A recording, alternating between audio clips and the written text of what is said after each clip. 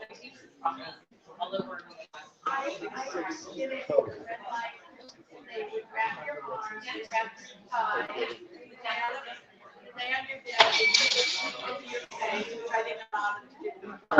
everyone. Good evening.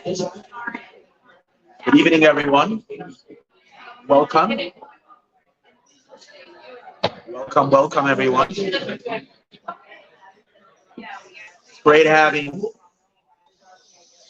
It's great meeting so many wonderful people. Really wonderful to have you all here. I see for most of you, this is the first time up at our very special Center for Deeper Teaching and for Higher Learning. Please excuse the under construction situation that's going on. I know it's pretty dusty and so on and so forth.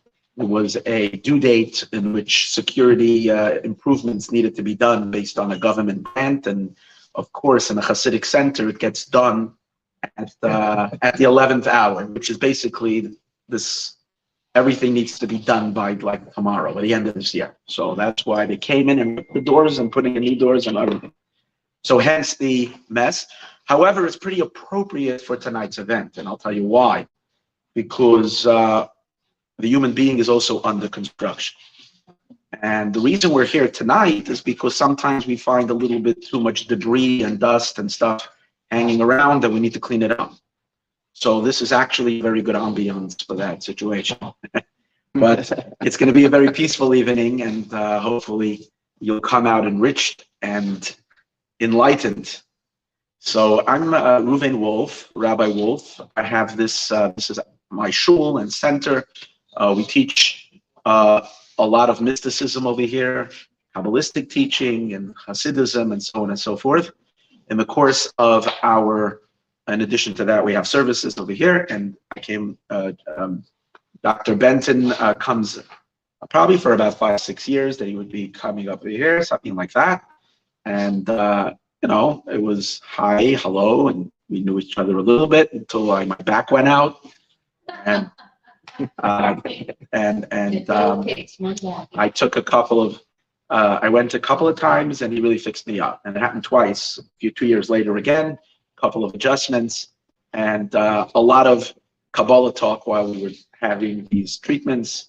And since then I'm doing well with my back, thank God. And I felt that he has a lot to share.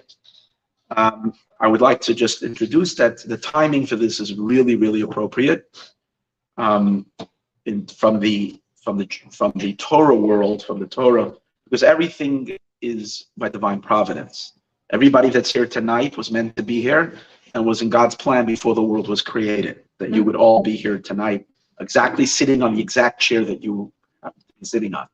So these everything that takes place has a higher force making it happen. So the time that this was chosen, for instance, one of the things that it didn't occur to me till I'm actually sitting here right now, and it gave me a little chills. Tonight is a big holiday celebrated primarily amongst Chabad Hasidim, and that is because tonight is the day in which it's called the holiday of the books. The holiday of the books. What's the story of the books? There was a lot of Hasidic books that belonged to the Lubavitcher Rebbe's library. A family member wanted to take all those books away and claim it to be private property.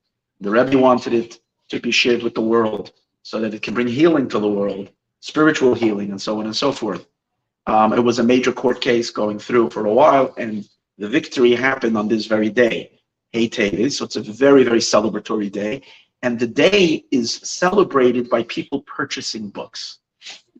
They have sales, mega sales, and people purchase books. And as I'm sitting here, I'm thinking, well, it's Hey Teves. I've never had, other than one time before this, a book signing over here. So the fact that it was orchestrated, that when we discussed, I had no idea that it was that evening. It would be Hey Teves. It couldn't be anything more appropriate than a book that's using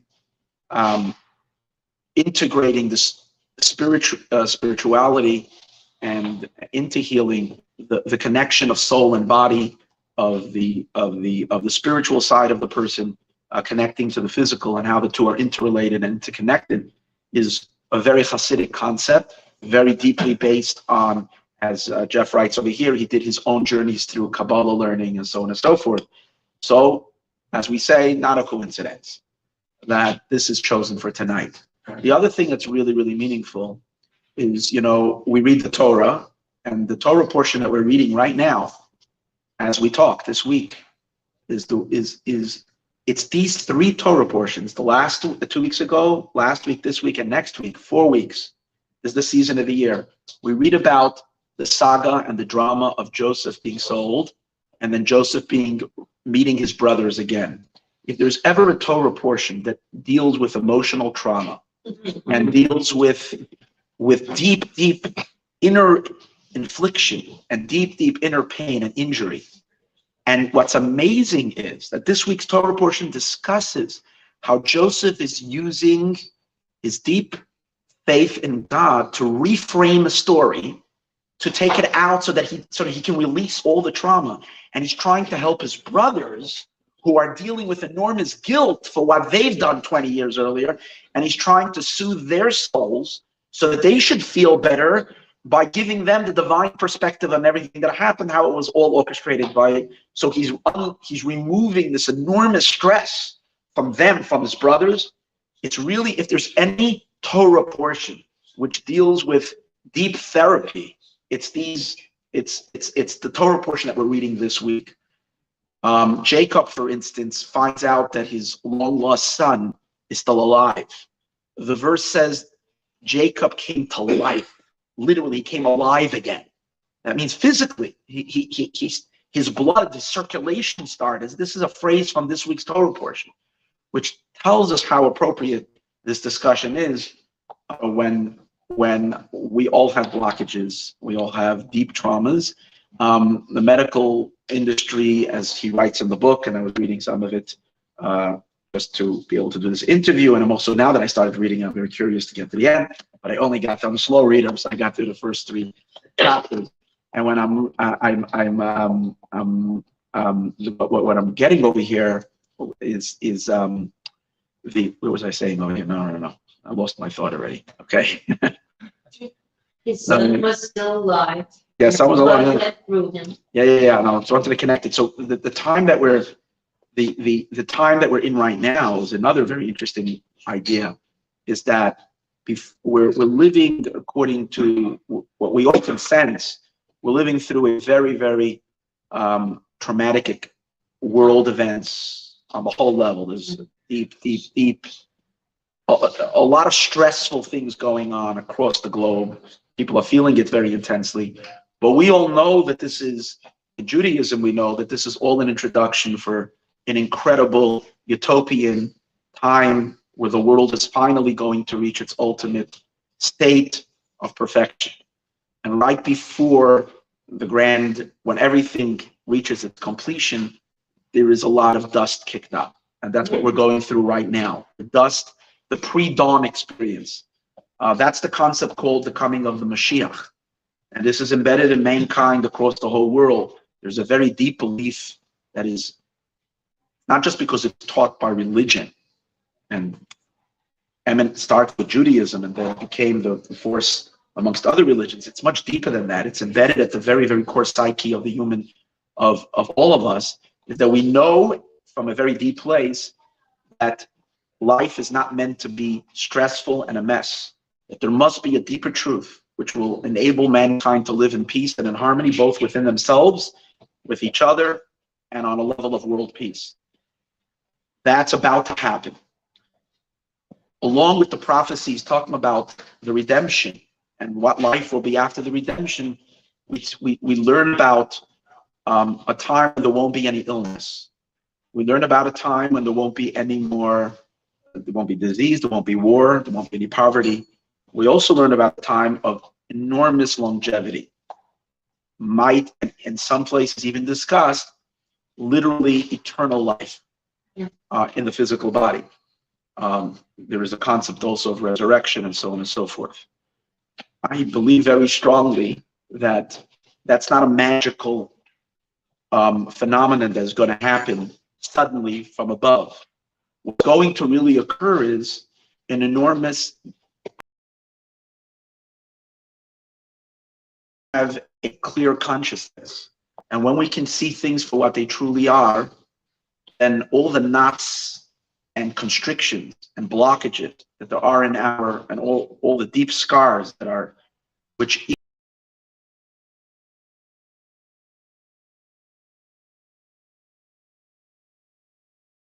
discussed earlier, reframe everything and see things from a complete different perspective, and therefore let go of all the anxieties and all the resentments and all these things that have caused deep blockages, then automatically there will be a complete synchronization between the soul and the body. And when that happens, there is no reason for any disease anymore. The body is meant to function in oneness with the soul. So we can really imagine lives being much longer. And who knows, we can even reach such a state of clarity and oneness with our source, with our creator, and so on and so forth, that we will actually live on forever. So with that in mind, it's really special that tonight we can spend quite a bit of time with Dr. Benton and hear from him about this amazing work that he does, because each and every one of us is a conduit through which God sends his truth and his healing warmth. And when we tune into that and we dedicate ourselves to help our fellow people around us, then we are nothing less than angelic beings serving an incredible godly purpose in this world. And here we have Dr. Benton, hopefully to share something meaningful. Good, thank you. A couple small little things I want to hand out. My phone's off. This is my friend Andy. She's an Instagram influencer sorts, so she's gonna do her thing. And I also want to just bring my book to the center here, a little bit off the side, stay up there. Yeah. And good. All right, so thank you for that introduction. You know, you always find how we're going to tie this into the parsha, into the weekend. You always manage to make something amazing. Because it is, that's why I just have to find it, but it is. It's there. Yeah. So I developed a technique, and I call it the emotional trauma release technique, the ultimate system to release life trauma. So everyone here has some trauma that sort of holds them down. It's sort of, when you think about a past event, it causes some sorrow, some anxiety in your system. Everyone agree to that? Okay, like everyone's got something. I'm telling you that pain that you're holding on to, it disempowers you. So one, it's a little bit of a disconnect from the pure light and pure love of God, of Hashem, of the higher source. And it creates, you know, a little fear and tiredness in your system. So what I'm going to share with you tonight, and also those on the YouTube channel, I don't know who's there, who can maybe ask a question. We're going to delve into maybe how this was created, but even more so is I'm here to help people neutralize the pain that you're having. And by neutralizing that pain, you will be more connected to yourself, connected to your power, and then connected to the higher source and reconnected to everybody. So, and actually I want to mention that. So I have a memorial page for my parents who made it out of the Holocaust, each individually, and met here in Los Angeles. And then last night and today was my mother's second death anniversary. So And when we planned it, you didn't even know that. I didn't know. My sister sent it to me. So there you go. Today. So another perfect momentous moment to share some healing with the world in honor of my parents. So, so the book is really just full of a lot of good information. And for example, here, like chapter 6, you know, let it go. It no longer serves you. Whenever we were younger, growing up, we were taught to do certain things, and maybe they were told they were right at the time, but then as we get older, that tape, that subconscious memory keeps running. And then as we get older, we have to come to the realization that information no longer serves us. We need to update our memory banks, our programs. A lot of people have that, and how we find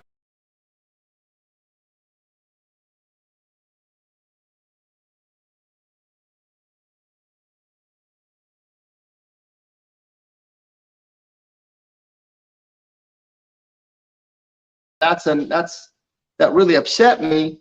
But then take a step back and say, why did it upset me? Instead of putting blame on the other person, we shouldn't have done that. Or why did it trigger me the way it triggered me? And I have a chapter in the book called Emotional Landmines. So, but it's not like it's a landmine, it's sort of like it's an invisible tentacle. And every relationship is going to have its own little tentacles, and every tentacle is going to have a little explosive device on it. And we're not going to know that we hit it until we hit it. And then it's going to, and then, oh my goodness, and all the world sort of falls apart for a minute, for a day, for 2 days, for a year, for several years, never speak to them again, until you sort of start to unwind it. What was that actual trigger? Where did it really come from? And that's where the healing sort of begins, in that realm. So, a lot of people have this. I got some pictures in the book. We have, says, hi, how are you? We just want to hear, oh, hi, I'm great. How are you? No one, who really wants to know the sadness? Well, let me tell you a story. What happened to me yesterday, the day before, and all that sort of, and all the upset that's going on. What is that? So I'm not sure if you can see this. We'll try to show it to the camera as well. So this is my picture of those emotional landmines. So like the landmine with these little long tentacles that sort of permeates. It surrounds us and it permeates the relationship. So I did, since I like pictures, I put some pictures in the book. And so here's another one called Unfinished Business. This is our storage warehouse. Everyone's got a storage warehouse of unfinished business.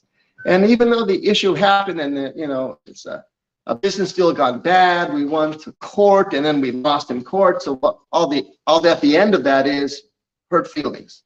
End of all that. So unfinished business, we have here decision, anxiety, guilt, panic, dad issues, mom issues, hurt feelings, more anger, more fault. So it's bulging out here. Then as a result of having that, then we sort of have this. This is a picture of someone walking in a rut. So what is a rut? A rut is a grave with the ends knocked out. So you're not quite living the life you're meant to live because you're carrying all this upset and anger and guilt along with you. So you mind if we do some healing here with everybody here? Okay. So I'm going to have you all think about, well, two things. One, who here believes that I can help you neutralize some of your pain? Okay. And who here's like a doubter? Who here's like, I'm not so sure. I'm not so sure. All right. Great. Thank you for being honest, because there's obviously some doubters. So on a scale from 0 to 10, how much of a Debbie doubter are you? Like, how much of an anxiety is in your system? About 5. Okay, great. Okay, good. So do me a favor. So think about that 5. Okay. And whoever else has got, like, not sure this is going to work. I want you to do this basic thing. Take a breath in. Think about that. Look up and exhale and look down again. And the same thing with your eyes closed. Look up. Exhale and look down again. Okay. All right. So check back in there. That little 5. Is it still a 5 or higher or lower? It's about neutral. About neutral?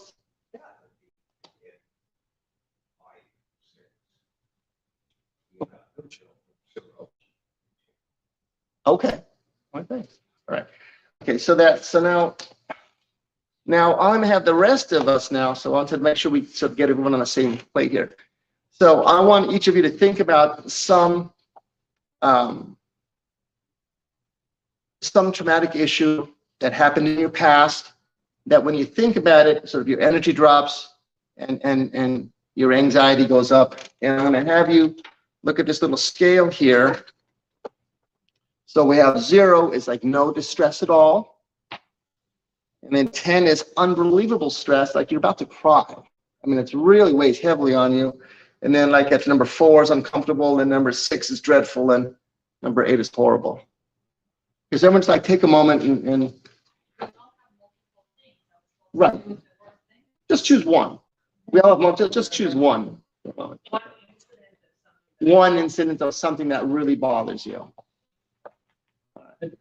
And then, okay, so then for those of you that is like a 10, raise your hand. For those of us, when you think about that, it's a 10. Okay. And for those of you that it's like an 8 or a 9, raise your hand. Okay. And those of you that it's like a 6 or a 7, they're dreadful. Okay, raise your hand. And then let's go to 4 and 5. So that's like sort of uncomfortable, not quite dreadful. Okay. And anyone that's good, it's like just annoying, 2 to 3, just bothers you a little bit, raise your hand. Okay. And anyone that just, if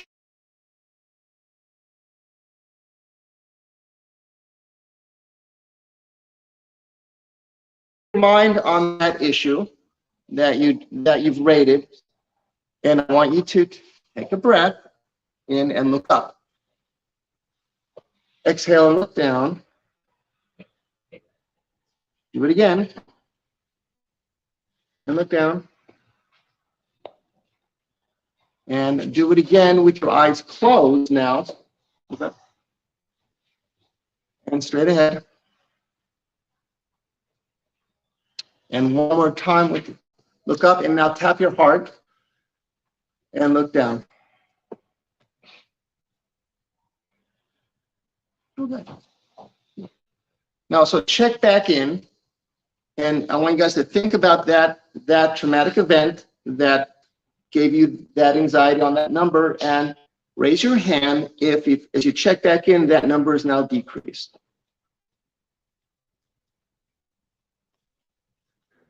Okay, and has it stayed the same? Or most of it stayed the same? Okay, okay, and for some of you, has it gone up? Okay, it's really coming to the surface. Okay. So on those people that sort of came up, then I'll probably do more of a private session, because then I would add muscle testing to this technique. And what that muscle testing is, and whoever would like to have that done, I will invite, come on up, and we'll do so right now, so you can sort of see that there's a deeper level to it. But what I found, so I just had you do this technique, and here's the physiology. So my technique is not a psychological technique. It's a physiological technique, meaning that I discovered the bridge, we'll call it the mechanism, of how external traumas get internalized into ourselves. So by understanding that, we can start reversing it. And so here's the real secret. Whenever you have a traumatic event, I mean, for example, who here remembers the 9/11, the whole Trade Center issue? And when you think about it, put a number on that for yourselves. Okay, so people are in shock, but you weren't there. You weren't physically there. You were, across the United States, and yet it really shocked you. Okay, so the mechanism is, whenever you learned about it, you heard it from a friend, or you heard it on TV or something. Generally, a couple things happen when you look up and you stop breathing. You get. Okay, so what we want to do is you want to think about the event and breathe. Look up and breathe. And by that simple mechanism generally helps neutralize to a certain extent that traumatic event. And then if sometimes you can't, we have to go a little deeper, and that's fine. And then, I've helped in the book. I have the very first person I did this on. I didn't even know what I was doing. She was date raped. and I was just helping her out with some low back pain, ache pain, whatever, and I was palpating her leg, and her arm went weak, but there's no obvious scar on that leg. I thought, what's going on there? And then her whole demeanor changed. She goes, well, that's where he grabbed me, she says. And I go, excuse me? She goes, yeah, I was date raped, and that's where he grabbed me. So I didn't really know what to do. No, I didn't tell her that. But so then I worked with her for an hour, hour and a half. I only saw her once, but it was able to neutralize that she can trust men again, because she got engaged and invited me to her wedding a year later. So, so that was the very first time that I actually did this technique, and I didn't even know what I was doing, or that I had. But then as I kept working with it, I saw a lot of consistency with it. So, okay. So what's going on, as you're saying, is that the body traps certain experiences, and it lodges itself somewhere in the body. The body or the spirit, somewhere. But it's there. It's there. And what you are targeting is to pinpoint where it's trapped, or no. So it's are you pinpointing a certain part of the body where it's trapped, or you're just reversing and trying to find events? That's more like a psychological type of a thing, as you're looking for something that happened, and then you're putting the person to think about that event.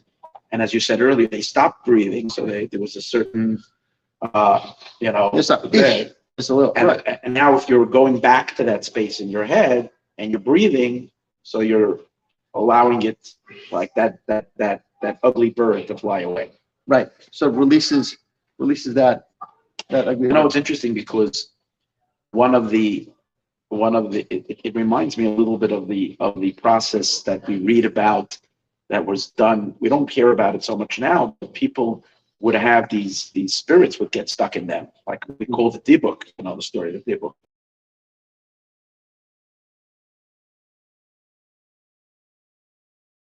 And various different ways of like getting this dibuk out of you. As long as the dibuk was in the person was in total madness.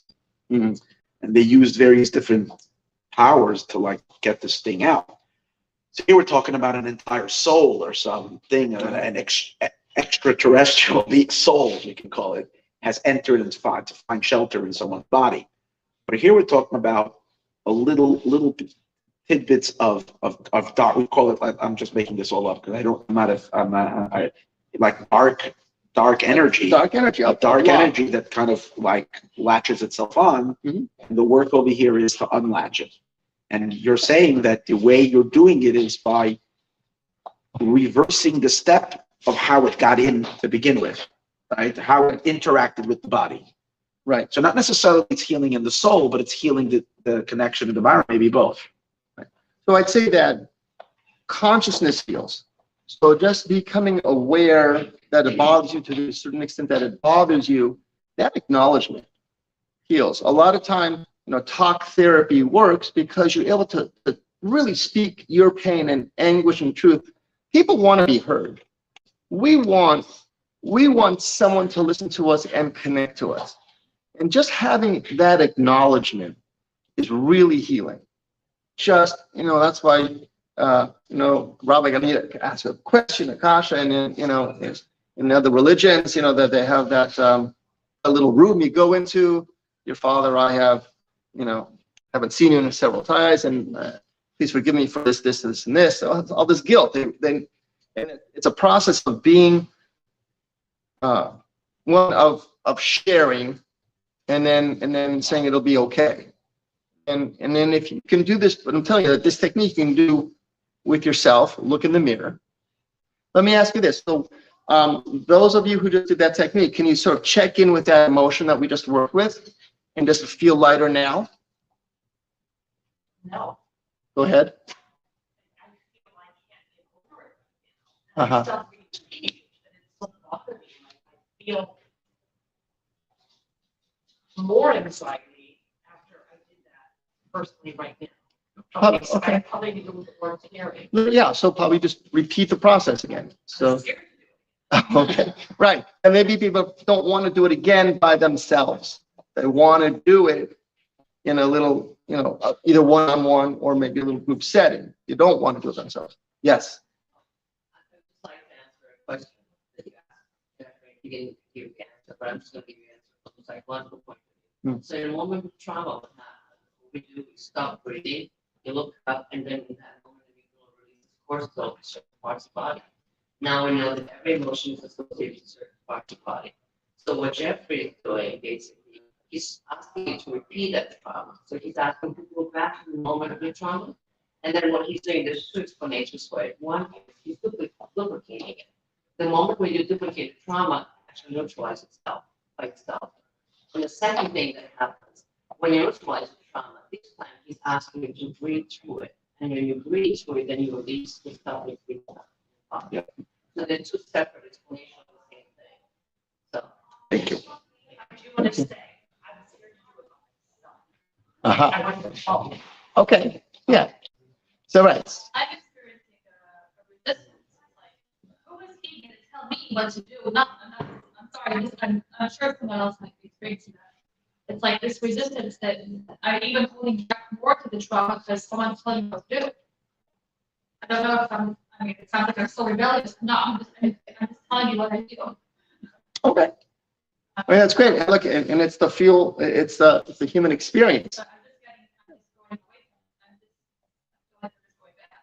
Right. So then when we take a step back and say, get curious why you feel such resistance. So like, okay, completely acknowledgement of what you're feeling, and then take a step back and says, why? With curiosity. I think it's the way of the anxiety. It's the way that anxiety is expressing itself.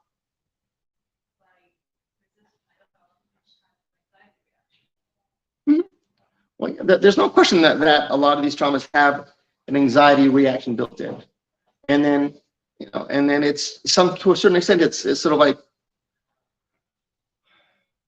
facing that fear. There's a little fear underneath it. You don't want to face it, and you don't want to face it by yourself.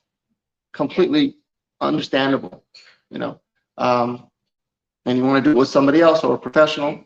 And once again, this is not a psychological technique; it's a physiological technique, which is acknowledging that the lack of breathing and looking up. It's called the startle reflex. And there's a lot of studies, and I sort of wrote some of those in the book that, like, for example, mothers that are like single moms and they don't have the nurturance of the dad, and they're going to have a higher startle reflex. They're going to be jumpier, going to be more anxious, and then that gets passed down into their children through epigenetics. I mean, I'm not sure if you know what that means. It's just like it's more than just the genes. It's the genes and the social environment that you're exposed to as you're growing up, which can sort of explain why like Siamese twin children can turn out differently when they're genetically the same, but they're brought up or reared in two different environments. We have a question? Yeah, I was going to ask, could you say more about the emotional? You said there's more that you could do in something, a connection with muscle or physical. Sure. So let me explain it, and then maybe I'll demonstrate it. So there's a way of asking the body lots of questions. And someone's calling in. Do they want to jump in? Okay. So I use something called a muscle test, and let me sort of explain what that is. So everyone here's got a car that's got a check engine light in it, right? So when we first start the car, this check engine light goes on, and then it goes off, because the car's got several computers. There are a lot of feedback loops. And so there's a whole diagnostic testing mode in the car, and if everything checks out right, a check engine light will go out. But if one sensor or one oxygen sensor or the tire pressure sensor or something a little bit off, then that check engine light stays on. So the car still runs, but just doesn't run as efficiently. So then you have to take it into a shop and they have to plug a computer into your car's computer and it scans everything. So your body has the same kind of diagnostic feedback loop. We're an amazing biocomputer. I mean, the things that we can think about, look, the fact that I'm sitting here talking to you and not falling over means I have my balance. I'm still digesting the rest of my great meal that I had at Dr. Sandwich this afternoon. There's a lot of things going on that I'm not aware of. It's phenomenal. And we have to have an amazing feedback system going on simultaneously while I'm talking to you. So if we're going to have that kind of an amazing body, we should actually have a feedback system, and we do. And sorry to say that most doctors are clueless how to ask the body what's going on. But I do it all the time in the office, and that's called a muscle test. So I can I just have you stand up or sit down and hold the arm out. That's it. Yeah, so the technical term is called applied kinesiology. So I take a muscle test, strong test, and make sure that your diagnostic mode is online, and I talk about that in the book of how to check that. And then I actually have you think about that event. And then if it goes weak, then I find out where in the body we have to reset it. It's usually a heart chakra disconnect, a crown chakra disconnect, and lack of breathing. The majority of the time is that. Sometimes it's something else. But the majority of the time, that's what it is. And it works quickly. Yes? Can you demonstrate that so they can see you do it to someone? Sure. Probably maybe move the camera back so we can do that. Who would like to have that demonstrated and have me healing at the same time? Oh, you are. Okay. Well, yes, that's right. Okay. Take your shirt off, hands off. Wow. Thanks, Shelley. Hi. Welcome. What's going on? Okay, so this is Nancy. I hope you know what this is, Nancy. Hi. Okay, well, let me just don't even think about anything. So this is the basic muscle test. And I'm going to move the camera back so we can get a little bit more of an angle for the crowd at home. Yeah, thank you. All right, don't think about anything. Okay. So I'm touching her third eye. So she has a nice strong muscle, and touching that should make it go weak, and it does. And then I'm touching dehydration reflex point, and she goes weak, so she needs a little water. So I brought it. So I actually forgot to bring my water container out. So give me a moment. No one knows where it is but me to go get the water because she needs a little bit of water to hydrate herself. Give me a moment.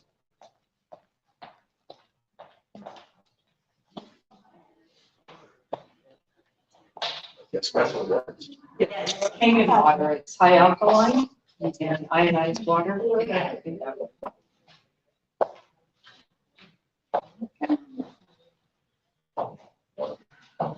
You're great, Nancy.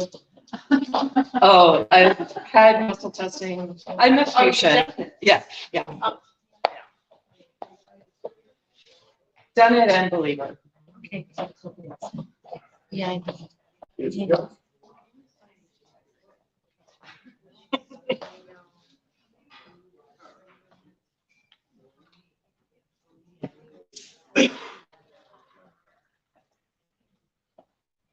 So what Nancy's drinking is, I brought this water from my office. It's a quadruple filtered alkaline water. I find that it works the best out of all the different waters that are out there for these purposes. So hold this up straight up again, pushing up. Okay. So now that reflex holds strong. Looking up. Okay, good. So now I just tested her self-diagnostic computer system that I mentioned before, 4 main reflexes, and now she's better. Okay, so you want to think about that event? You want to share it or you just want to think about it? Okay, so she's going to think about some event in her past that bothers her so strong. And as she thinks about it, she loses power. So now put it back, or put it back. Okay, don't think about it, think about something else, and she's strong. So this is an example of I'm using a muscle test, and she's thinking about an event in her past, and it drops, and she goes weak. So this empowers her to a certain extent. Okay. So I'm gonna try to clear that. Is that all right? So actually, before I clear it, so put a number on here for me. Share us what that number is. So this is an 8 for her. So hold this arm up. Think about that. Okay, take a breath in. I'll explain what I'm doing after I get it done. Yeah. Okay, close your eyes, think about it. Okay, good. Drop it down. Hold this arm up. Think about that event. Close your eyes. Good. Drop this arm down. Think about that event. Good. Drop it down. Okay, check back in. Higher or lower? Okay, put a number on it. About a 5. Went from an 8 to a 5. Good, and I'll check in with you. It might go down to a 4 or a 3, hopefully too. So what I sort of like took that little stinger, so like that energetic stinger that just and I sort of pulled it out and starts to drain out, starts to release from her. Okay, thank you. So that's an example. That's horrible to uncomfortable. So what was uncomfortable? Yeah. So she went from 8, which was horrible, down to said around the 5. So uncomfortable. Between uncomfortable and dreadful, which I think that's an improvement. Yeah. So thank you. And then what I did is there's in the world of trauma. There is really 3 different kinds in my research. So there's shock trauma, and so shock trauma is trauma just like the impact just hits you. And then there's emotional trauma where you're gonna, all these feelings of sadness and grief and disconnection. And then it's like a combination of the 2.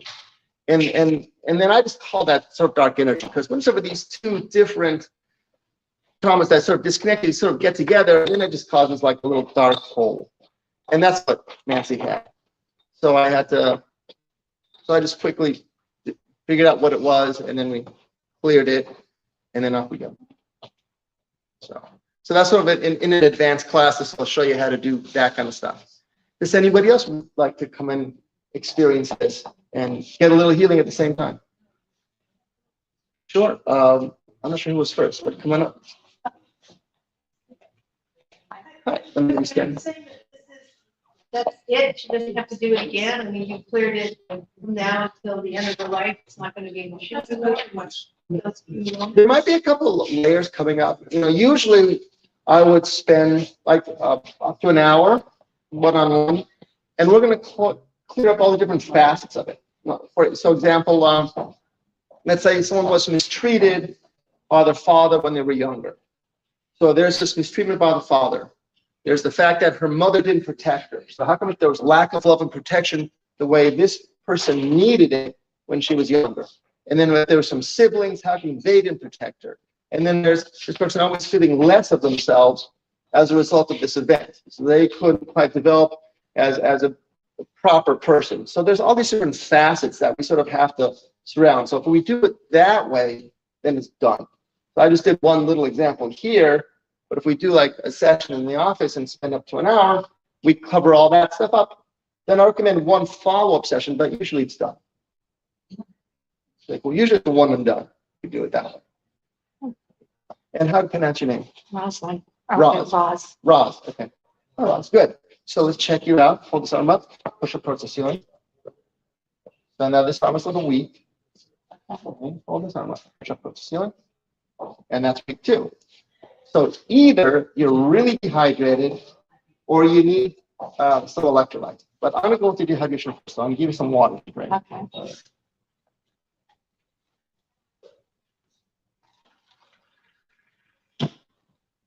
I'll be drinking at least that, probably a few more. But we'll find out because both arms were weak. We'll find out that week. You have to drink Kind of distracting. Okay.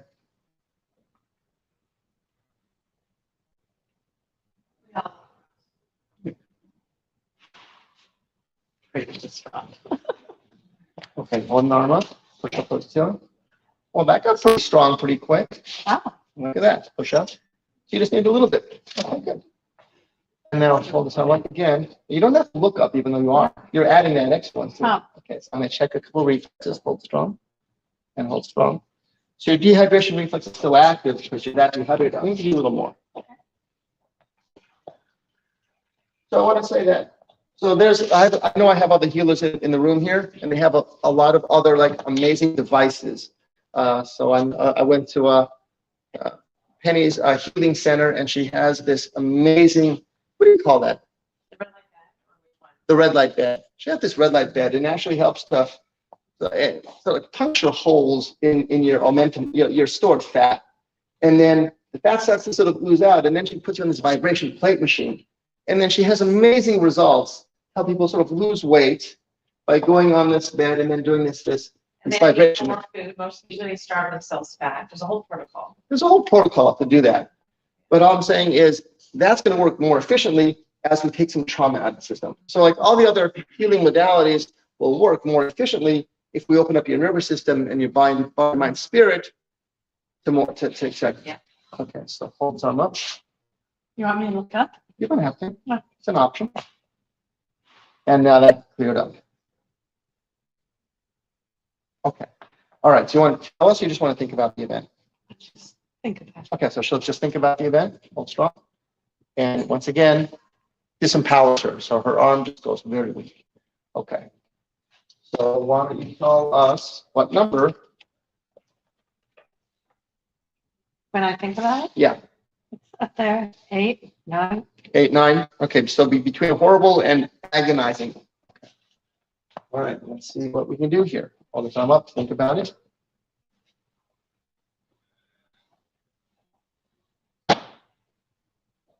Okay, take a breath in and out, and breath in and out. Now, hold the thumb up, pushing up. Okay, think about it. Well, that's pretty quick. Good. And let's switch arms. Pushing up. That side's weaker. Okay. There it is. Take a breath in and out.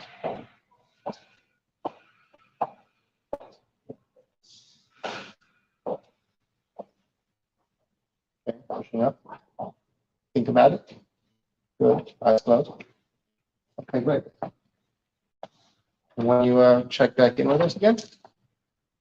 Where am I? Yeah. I'm probably about a 7 or 6 or something. Okay, 7 and 6. And look at the crowd for a moment.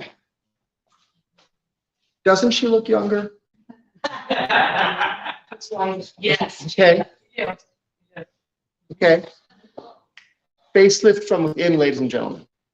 If we back up the video before, you'll see the transmission. How do you feel? A little bit lighter? Yeah, a little calmer. Calmer. Thank you. Yeah.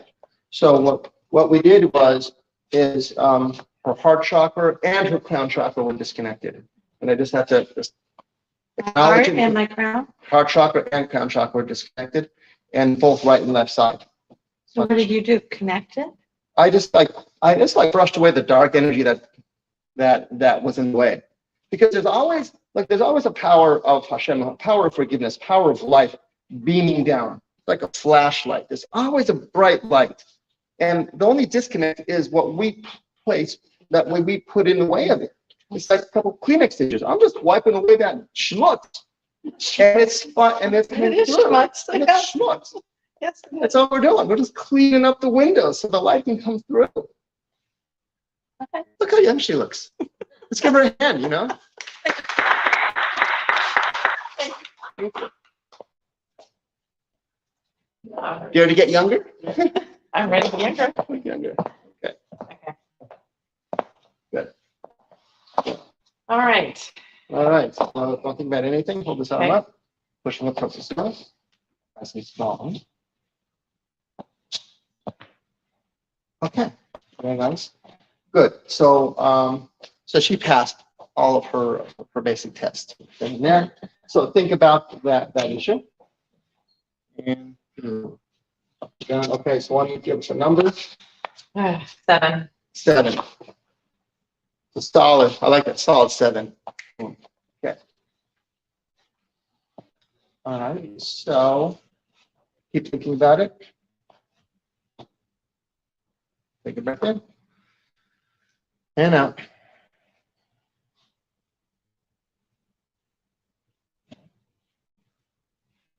That was big. That was big. Good. Close your eyes. Think about it. Good. Drop the thumb down. Pushing up. Think about it. Close your eyes. Think about it. Okay. Drop it down. Good. The reason I said it was big because after I did that clearing, her body went weak, and it sort of pumped out. It's sort of like it's sort of like a bullseye in the energetic healing sense. And her body said, "Thanks, I needed that. I don't want any more information. I got to process what we just did." So that's why she went weak for a few moments, and then she came back online. So that's why I made that comment. Well, that was big. You go, yeah, that was big. All right, so let me check back in. 5. 5. 7 to a 5.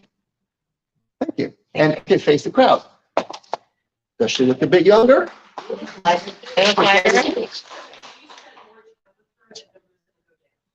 Yeah. Once if we spent more time and did like a full session and just clear out all the different facets of that, of how that impacted her, it'll probably get all the way down to 0. Yeah. So I want to swing back in here. So look, this is the kind of the bigger lesson for the world is healing could be quick and not as painful without drugs, without surgery. Because look, Mamish, you guys who I just did this with, look, they look brighter. I mean, we'll just look around and they look brighter. They are brighter. We took some schmutz out of their lives, and now they're going to have more of they're going to have more energy. They're going to have more vitality. They're going to be able to live life to its fullest, the way God meant it for them to live anyways. So, it's like, I just, how do I get this message out that healing can be this easy and this fun? I mean, I think this is fun, it doesn't have to take, we need 40 sessions and you have to do a payment plan and all the over-the-counter medications, and then we have all those big pharma companies that overdose people, and we're sorry, we'll pay a big multi-million-dollar fine because they know it doesn't work, and all that stuff. Don't have to do it. So this is a big step in that direction. So then look, and then I work on aches and pains. I'm all over. So I focus the book here on emotional trauma, but truly it's all kind of trauma. Because whenever we have trauma, there's a physical trauma, there's chemical trauma, there's emotional trauma, there's trauma from radiation. There's trauma. We're getting bombarded from everywhere all the time. How do you handle it? Aging is the result of trauma building up faster than we can unwind it. And as a result of that is, we don't have the energy that we need to have. You don't have all vitality. I don't feel like doing that, but you used to. And usually the tipping point is usually around, in 45, 50. And that's the pre-COVID numbers. Now, I don't know what the post-COVID numbers are, because that's a whole other ballgame of trauma thrown onto our bodies. So, questions? So you say that this healing is physiological, psychological. Right. But if trauma is a sickness of the soul, right? So how can you address a dysfunction of the soul by your body? Your body, just really just a body, physical. Well, first of all, I think your first premise is, I'm not sure completely correct. Trauma is trauma, not that trauma is deals with the soul completely. Yeah, but we're not talking about like we were in a car accident. Okay, so you're talking We're about, talking about emotional trauma. Right? okay. That's what we're all, what was talking Okay, about. look, sure. I'm saying that it can apply to most traumas out there. That we're traumatized by car accidents. We're traumatized by, goofing around and falling over the handlebars on a bike. We're traumatized by an acid burn or a chemical burn, or we're traumatized by, eating some food and we hear about some other trauma, so now we become allergic to that certain food that we were eating. There's lots of different ways trauma sort of get into the body. Yeah. What's that? Sharing an allergy or eating something when somebody is hurting you in some way. What? Eating something that you're being hurt. Right, Should and that make you allergic to that? it could be. Say, I don't feel like eating that anymore. Well, why not? You used to love that. Well, I don't want to eat it anymore. But why is it? And/or you used to eat something and now you're having some sort of, you're breaking out in hives. And hives is just a sign of anxiety. Yeah, but but what happened? There's some mechanism that actually happened that your body now doesn't like it. Ah, okay. Look at that. Okay, so so back to your question. So there's many different kinds of trauma that settle into our system. So focusing back on emotional trauma, you're saying that emotional trauma is the soulful. Your soul is hurt. It's damaged. You feel, you feel hurt, but we have to have a conversation maybe with a psychologist. Yeah. Yeah, I wanted to ask about, you touched the third arm. Uh-huh. Explain more why. Why? After your muscle testing, is that what part? It's your high, it's the third eye is your higher intuition point. Right. And as I was, up in these higher realms of Kabbalistic consciousness, I'll just say it that way, it would sort of came that's one of the points I need to check on people. Okay. Yeah. So if you find that it's weak, Well, you're supposed to go weak. If it doesn't go weak, that means that your body's been so stressed out that you're in fight or flight mode all the time. And we have to reset that first before we can go on. And you're detecting its weakness via the energy. By the muscle test. Yeah. So I'm detecting it through, I'm using a muscle test. Other people. In where the muscle that you're touching. Well, for example, I had a couple of individuals who hold their arms up. I like to use that test. One, it's sort of easy, and two, everyone can sort of see that it goes weak, and then especially the person that's receiving that can really feel that it goes weak. And you're sensing. Yeah, I can Have see. your hand on the outstretched arm that there's weak force. Yeah, you can see that there's just a loss of energetic connections. If you think about that event, So this is energetic force then. Oh yeah. It's not psychological, it's not physiological, it's energetic.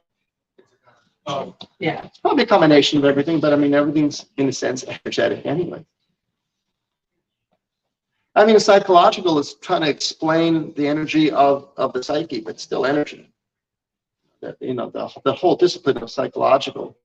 I just think that if psychologists would sort of integrate what I'm sharing in their sessions, they'll get a lot better results quicker. So quick results then without doing much work. Well, the consciousness, Yourself, for yourself. well, how about not having to do as much work as we thought we had to do? Oh, let's write it out therapy. Let's talk to a psychologist for months and months on end. And that's self-reflect. Well, why don't we sort of self-reflect?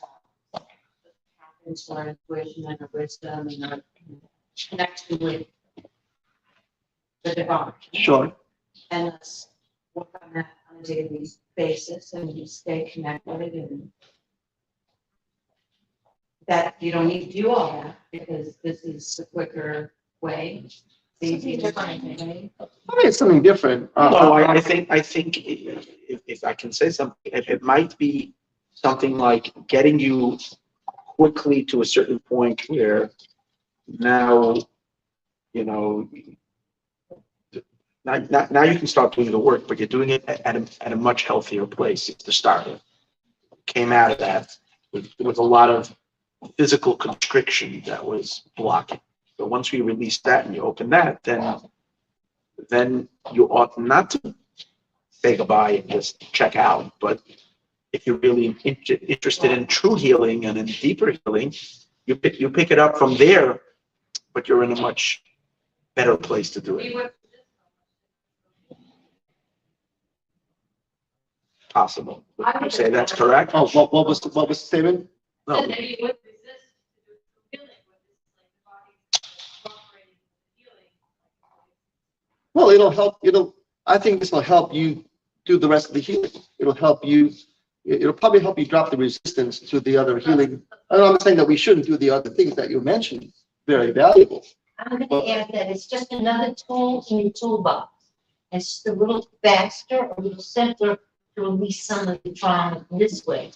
You went to therapy for 20 years, you might not be done releasing it, or 10. I've seen that happen, but this is just another tool. You seem like confused, but it's more simple than esoteric, what you're looking for higher levels, which are great. But this is just another tool, an important one. I want to add something too, if you don't mind. I know that when we talked about my trauma, right, because I had shared that after my car accident that I couldn't get my brain death. We have up to range, in my teens. And, after my accident, I couldn't get it tied. And I had a big fan, and Dr. was like, I don't think it's from the accident. I thought it was maybe an adjustment. It was the trauma. And I had to think back when it really was the worst. My voice was when I was just about 20, when I had to go to court, right? And I had to defend myself, right? This lady was suing, and she actually found committed perjury because she was going about what happened to her. But it was very traumatic because they were suing my family, right? Here I was a minor. And it's funny because I never thought of it in that way. And right now, as I was thinking about it, it said, well, it's released here. We didn't look at it. But when he muscle tested me, even checking, I was like, I never imagined it was from the trauma, right? And even with like sound therapy we do in the office, it helps release trauma and starts that path of healing without having to talk out something and experience it again, right? I thought about it, but I had to tell someone, like I was telling about it, and it's traumatic. So doing it this way was really so much easier and not having to relive those moments. And I think it's like right now, I'm not fully past it, but now I know I'm like, okay, we can do more and really get past it, So I don't know if that explains anything of that, but I'm not like re-releasing like foods and students like hypnotherapy to get rid of allergies of food. There's so many things that are in our emotions are tied to it. Foods are tied to emotions. So Center for Medicine and Irvine, MDs, they actually get rid of food sensitivities with hypnosis, and so there's a lot of different ways that we can get to things much quicker, much easier. And so I think this is again another tool that can be added to what I do. Like I do like out there, we have classes that help with PTSD, depression, but having things that we can get to someone and see where that weak point is pretty amazing. But thank you for sharing. So right up here, you were thinking about the accident? Yeah. Okay. Yeah, it was pretty, yeah. It was really traumatic. I mean, they were, suing my family for $2 million. We had $1 million coverage because this lady took one flying lesson and she would never be a pilot, even though she never had any intention. And she had a little bump on her bumper, like the size of a golf ball. It wasn't a major accident. And so, it was a 2-week trial, and she was, she found she was committing surgery, and she was lying about, the incident, about how bad it was. And so it was very traumatic for me. I didn't really realize how much until we talked about it. And then just here, I'm like, I still have work to do, but it definitely helped it a little bit, but it's at the surface. And it's funny because it actually closed up my throat even more when I was thinking about it. So it's pretty interesting. I was going to say very much what a few people said. True trauma has a lot of different facets to it. You have this whole emotional component that needs to be verbalized. You have to express it, and it comes out in a certain way. but then you do have this unconscious thing that's going on that just, like demonstrate that you can release. So I think it's true trauma has these different tools that are necessary to help to really take it out. And something to that? Just to Sure. continue what you're saying right now. So every time you talk about something, whatever you talk about expands, you make it bigger and stronger, you add more energy to it. So not only that the trauma doesn't go away when you talk about it, make you feel better, because every time you talk about something, you release oxytocin, serotonin. So as a woman, you feel better when you talk about it, so you're not throwing your trauma. Yeah. You're putting more oil on the fire. So, and as Nikola Tesla stated, not only did it becomes more installing to your psyche, but every time it's actually proven psychologically that every time you repeat your story over and over again, you're putting new content into it that never existed in the first place. So not only that the trauma doesn't go anywhere, that's why you have to go twice a week for up to 18 years to solve one issue. Because you're not solving the trauma, you're adding more to it. I think it depends on what the person's really trying to do. If they're trying to heal, then that, when they speak about it, it releases the trauma. Okay. You don't And really if you trauma. continue to experience not growth, then you're gonna continue to seek therapy for 18 years. But if you're working on yourself and you're dealing with trauma and you're making changes, then that is a release and it leaves you. Jeff, with your permission, you both have different methods. Yours might be therapy or whatever, but Jeff's method can circumvent that 10 years of therapy. I know him very well.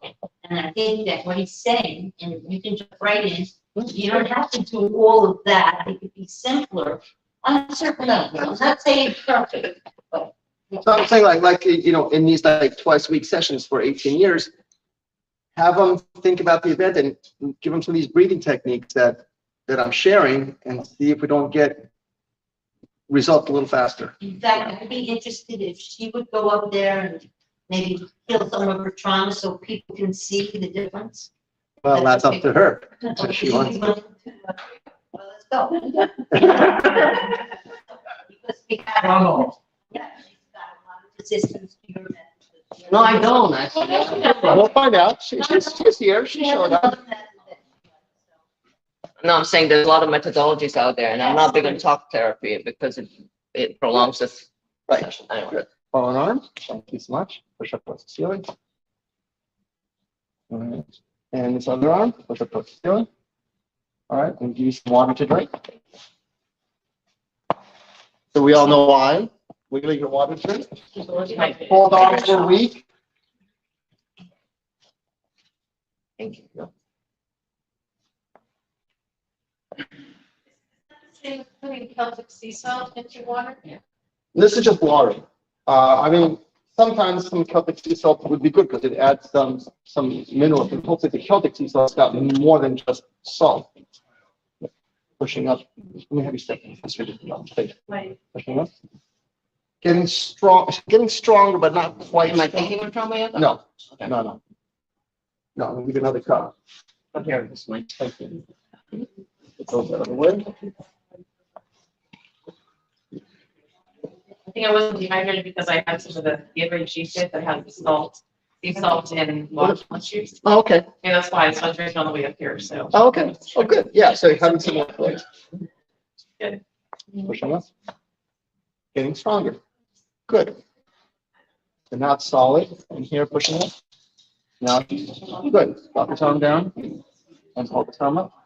Talking about anything? No. That's it. Let me give you one more. Is that all right? Yeah, that's right.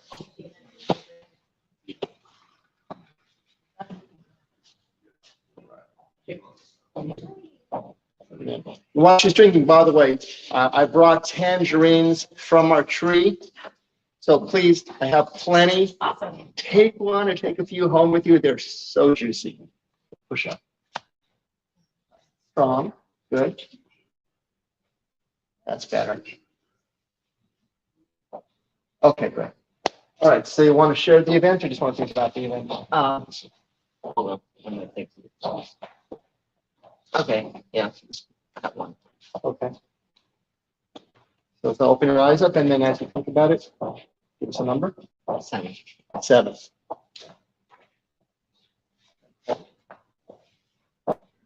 Close your eyes, think about it. Okay. So with her eyes open, she was strong. With her eyes closed, she went weak. So I did that because, No, it took me a while to get into trauma okay, in a moment. So when I Okay. kept my eyes open, I wasn't in it yet. okay. So are you in it with your eyes open? Hold on. What's wrong? Not so much. So close your eyes. So with her eyes closed, she goes, yeah. Let's see.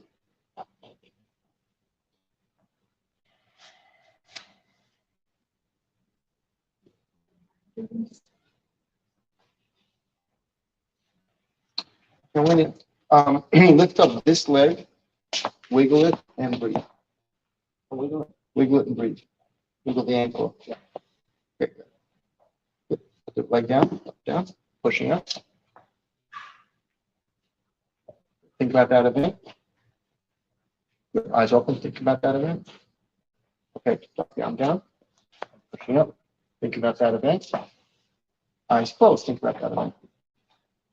Very good. Better. Okay, I'm waiting for instructions. we're done. All right, so check back in. Think about that event and how much breathe. Okay. About the same. Okay, so 7 and the 7. So what I found on her was that her energy breakdowns, and had to have her wiggle her ankle and while she breathed. So the energy breakdown, so her circulation in her ankle was a little bit off. So it wasn't the typical breathing technique. I had to actually ask her to lift up one leg and wiggle her ankle while she took a breath in and out. Well, it didn't change much, but that's what I found. She said it was 7 before and it's 7 now. So, now, I'm not sure, but look at the crowd. I think she looks a little softer. Actually, I think when she first came out, her left eye wasn't as open as her right eye, and I feel that's a little bit more open. Thank you. Thank you. Thank you. Interesting thing happened was working with someone in the studio, and she was sitting she's in her body, she was sitting erect, and then I mentioned something that was traumatic. She literally went unconsciously from this to a complete slump. I went, do you realize you just slumped when I mentioned that thing? No, I just, what do you mean? But I saw her body just go like that.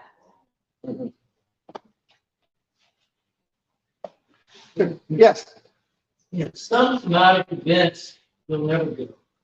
And things can trigger it. You'd be happy and smile on your face and moving forward. Picture, maybe a twinkle in one of your children's eyes. So that will re-trigger it. You just have to deal with it, go through it, let it go, keep going. Well,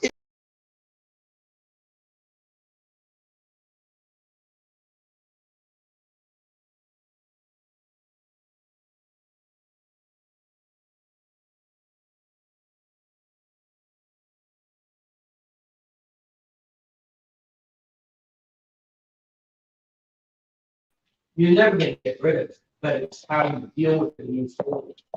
well, let me ask, because you're the one that brought it up. Is there something that you feel you've had difficulty getting rid of? Or letting go? Death of a share, leading it out. Shall one I work with you on that? And that was just one of many calamities that happened. Look, I did this procedure. I had a health booth a couple of years prior to the pandemic at a 5D event, and I had someone come up, and he's really guilt-ridden because his wife died in a motorcycle accident. So he got the $1 million policy, but he got her to get on the motorcycle in the first place. So he was really sort of just twisted in different ways, because now he's sort of set for life, but she died because it was a motorcycle accident. And I worked on him and made a tremendous difference in a matter of moments. Again, in that moment, you might, because I can do that myself with my own mental capacity. Yeah. But I might go home, something might trigger you. Right. It happens. Yeah. I mean, That's addressed in the book, that you want to be a big candidate, because he mentions this kind of stuff in the book, and she gives you, there's exercises in I it. have some exercises and enough, so many stories. Look, I went to an amazing bar mitzvah this like a few months ago, and I was in Campus on Lucas, and I was playing volleyball on the beach, and I went and hit the volleyball, and I went like this, and I heard a pop in my elbow.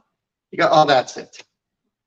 It took me 2 months, or at least a couple months. I mean, when was that trip? October. And it took a couple of months to heal that. And the process I went through, because it wasn't just that, it wasn't just the fact that I was off balance. It's like the fact that I was in that one specific position.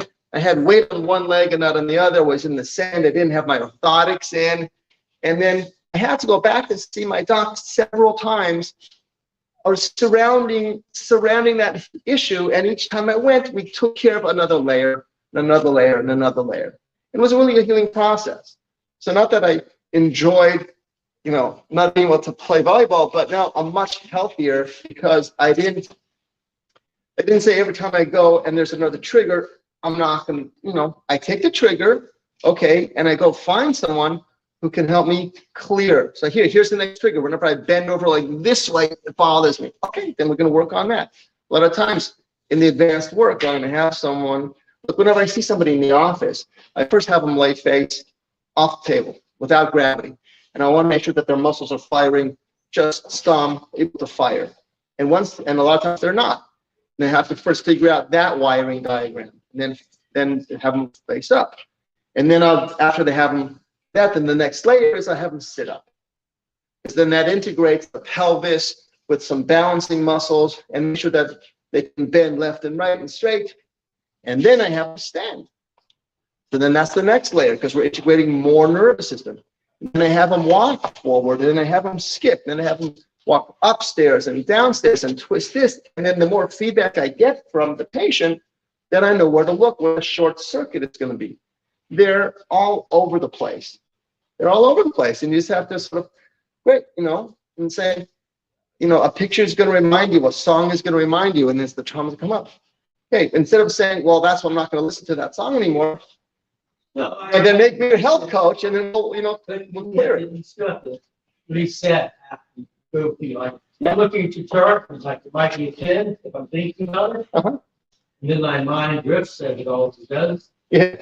And I'm not thinking about it. And I'm going forward. Wait, well, that could, right. I mean, you're going forward, and look, it takes some energy. Well, it takes energy to keep that traumatic event. The reason people feel a little brighter is because we're actually disconnecting. You don't have to spend that energy holding that memory. Now, look, you got things to do. You're a businessman. You got stuff to do. You don't have time to, it's easier for you to keep it stored in the back of your psyche. Good, there it is, because it's better. It does take a little bit of courage to do this kind of work and see the effects of it. Look, it took some time for me to really get this elbow healed up so I could do my pull-ups again and have full strength and full power. You have to be sort of courageous. I was talking to the rabbi before, a couple stories, I think in Lech Lecha. So this is whenever God sort of commanded Abraham to follow me to this new place. Now Abraham was pretty well suited where he was, and then there's a whole lot of discussion why is Abraham really commended that he listened to God on this thing. Now because whenever we're comfortable in our uncomfortableness, and it takes some courage to step out to try something new in a new venture. So I invite you, if you want to try something new and get younger and brighter, because that's the effect I usually have on people, You know, even if it is a 7, is it still 7 or is it a little bit lower? Yeah, okay, so realize, so she put it away, you know, people don't, they don't want to mess with it, it's there, you know, put it away. But even with 7 staying a 7, people can sort of see that you're younger and a little brighter. Sure.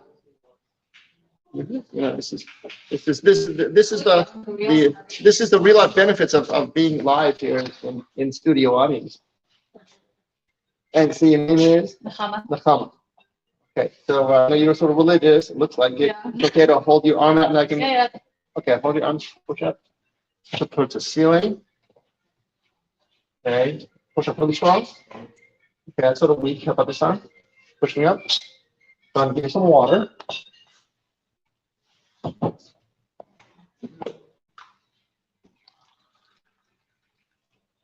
And then have you face that whole thing. Whoops, move that back a little bit.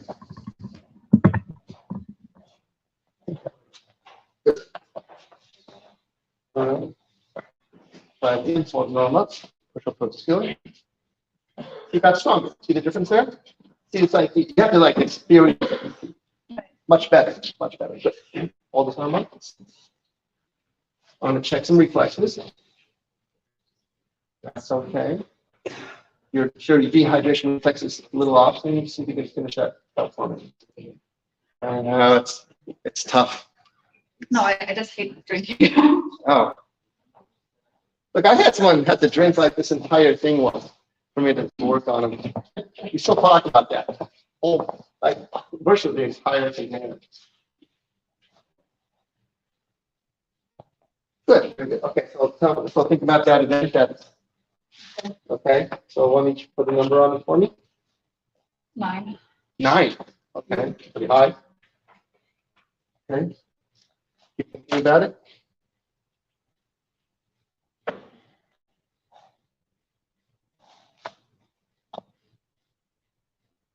Breath in. And out.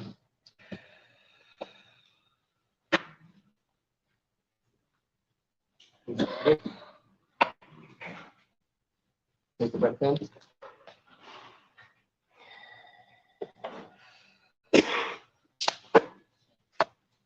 thinking about it.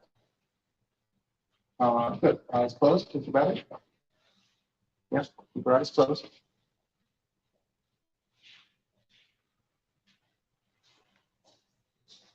Okay. Keep your eyes closed. And out. Good. Thank you very much. Keep your eyes closed. Good. Let's switch on. Switch sides. Thinking about it. Good. And eyes open. Thinking about it. Good. Come back to here. Your eyes open. Thinking about it. You will shake it still. Take it back in. And out. Good. Yeah. Check back in with us. Hey. Okay. Well, that's good. Face the crowd. How'd she look? Thank you. You're welcome. I think, you know. What was that? Right. She, you know, when she first came up, she was little, and now she's straighter. So a lot of difference there. Checking each 7 by half. Yeah. That's not like for me when I was Yeah. less, but now it's even Yeah. less now. Like, Right. Before I couldn't. Mhm. And like lungs were like, I want to breathe in more. Yeah. Closing my eyes, basically fully breathe in. So that's kind of progress that many people can fully breathe in. I can do that. Yeah. That is progress. Right. Thanks for noticing. Yeah. Can it work for something physical? Sure. Want to come on up? Yeah, that's a narcissistic battery. Let's have a look. Okay, so Lori's got a symptom of feeling nauseous and sad again. Okay, so don't think about that.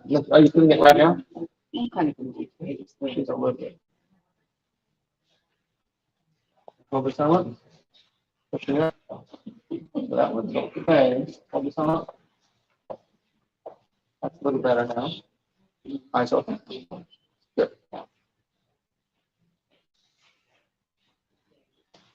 Okay. We've met the queasiness. Boom. So just think about this queasiness. Really gets to it. Okay, put that in. And out.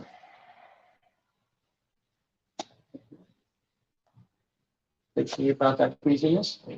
That's awfully strong. I think about that. Okay, right here. Looking at it. Eyes closed, looking at it. Okay, check back in with that queasiness. As queasy. More queasy? Yeah. Okay. Same. Where do you feel it? Right home.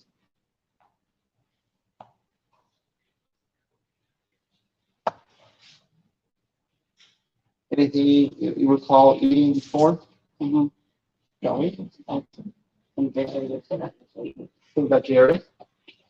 Okay, she thinks about dairy, so she just completely weaken her. And tap your front chakra, front and back, that thing. And out. Okay. What is it dairy thing it had? Cheese. You think about the dairy, the cheese? Right, go. Good. Okay, check back in. Easier?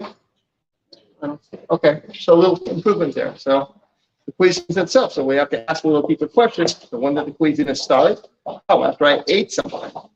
Now she relieves it.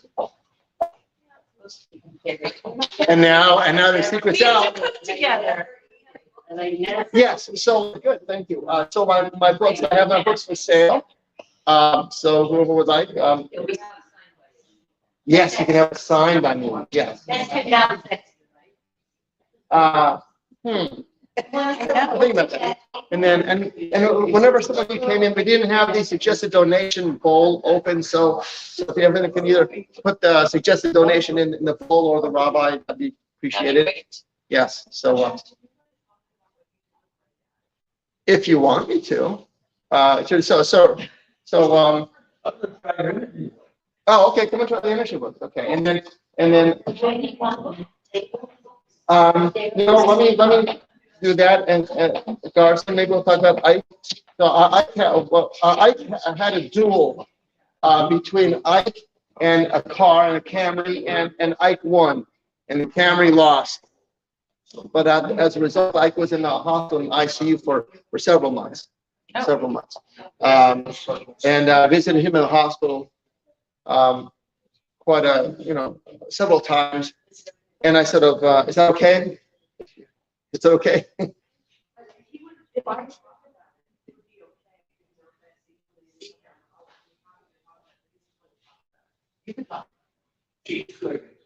She's going to talk, yeah. Well. Okay, well, I'm going to let Beth talk about it in a second.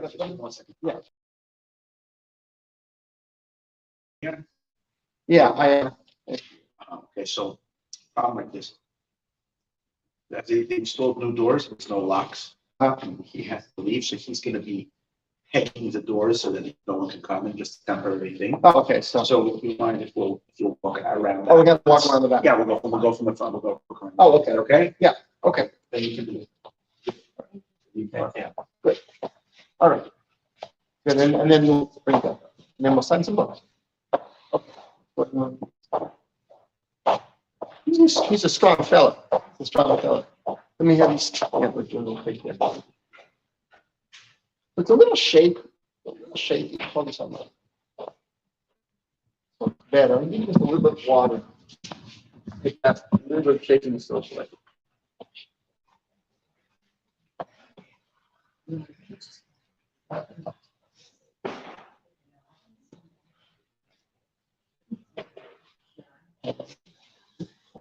Almost done. A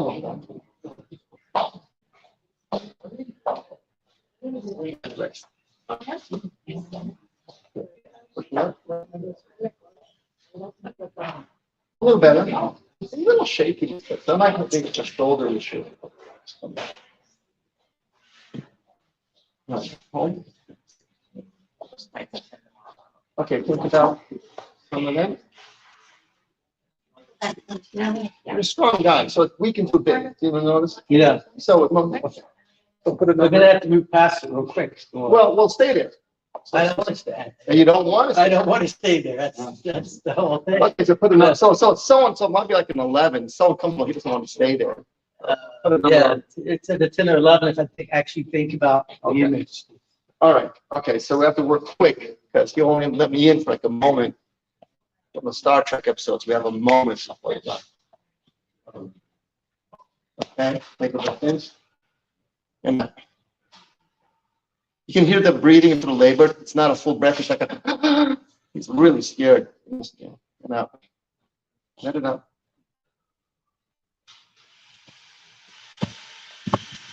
Hold it come up. Think about that again. Okay, a little better. Eyes open, think about it. Okay, good. Here, think about that again. Got stronger. This arm, that was weak, it got stronger. Eyes open. Keep your eyes open. Think about that again. There you go. Back in. And hold it up. Pushing up. Think about that again. Nice and strong. Okay. So to check back in. When you think about that event, how is it?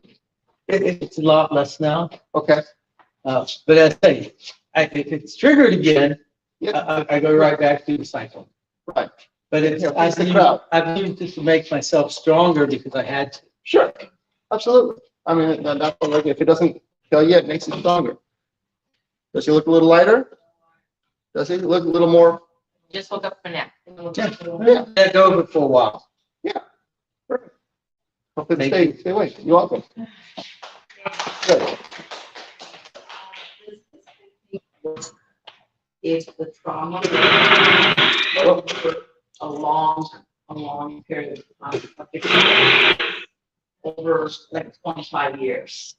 It obviously wasn't everything traumatic, but it was just never resolved.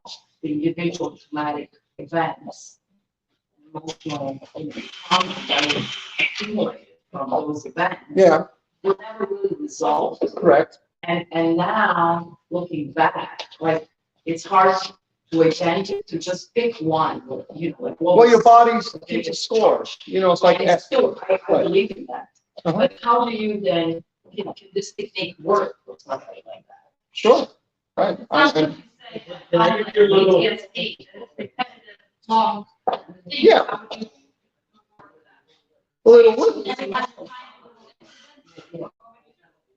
so many things built up. Something's wrong. Right. Right. But you sort of have to unwind it. So I guess the question is, do you have to think about the event, one event, you have to pick one event It's- out of those? It's better to, I find that it's better to pick one event, we sort of clear it, and then Okay. pick the other Break it ones. apart for many tiny pieces. Yeah, yes, be able to Many break, tiny- breaking, look, how do you rip apart a phone book, like 10 pages at a time? We can't do the whole thing, we just take a small section and rip it and rip it and rip it.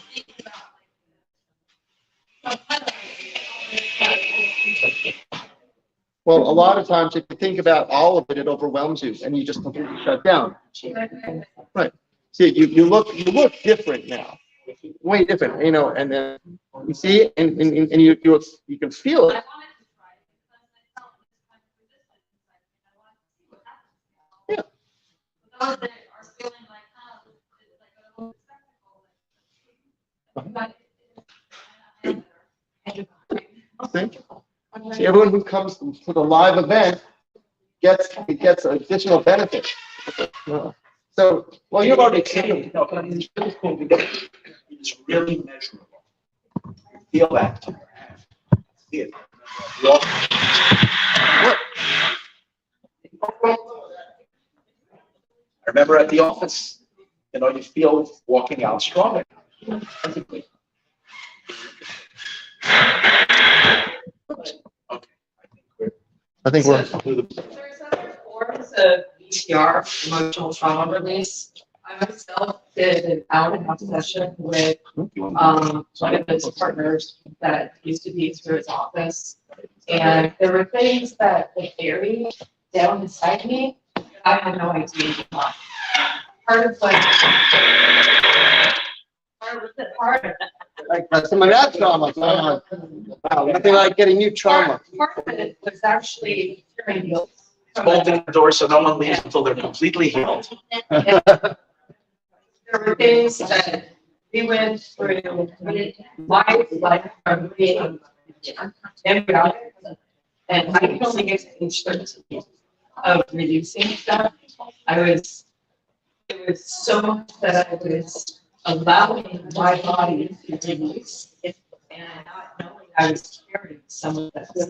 And when I was done with that session, it was immediately feel the weight lifted and just working through stuff.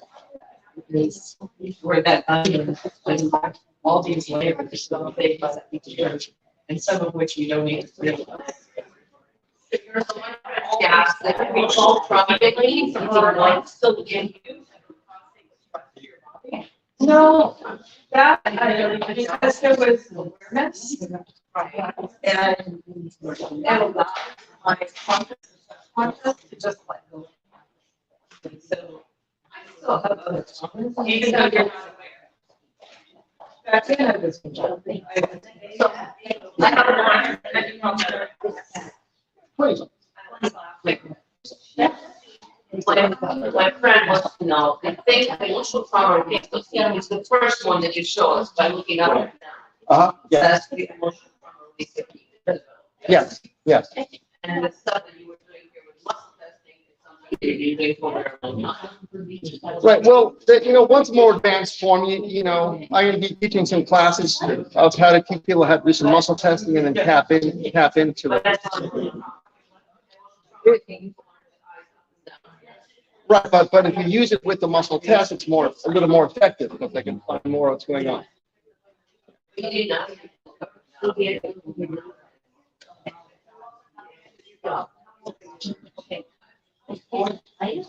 Yeah, anyway. Whenever I'm doing the muscle testing, we're in a little bit different realm. I sort of go to a different place. Yeah. Okay. So we have some books here. So we have 20 cash, a little bit of Venmo, credit cards. Yeah. Sure. Okay. Sure. Thank you, everyone. Thank you, Jeff. That was really, really special. A lot of people are walking away lighter and happier than we walked in. Baruch Hashem. Thank you. What do you have, Ben?